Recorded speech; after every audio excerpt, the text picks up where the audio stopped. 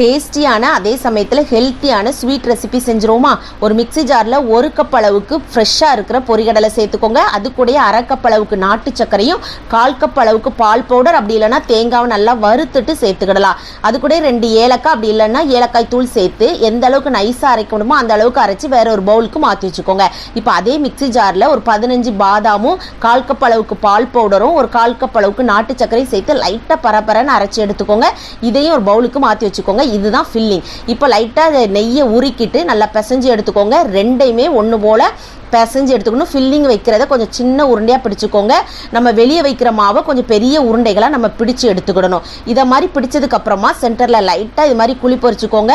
நம்ம உள்ளுக்குள்ளே வைக்கிற அந்த பாதாம் பவுடரை இதுக்குள்ளே சேர்த்து நல்லா உருண்டை பிடிச்சி உங்களுக்கு பிடிச்சமான ஷேப்பில் ரெடி பண்ணிக்கோங்க.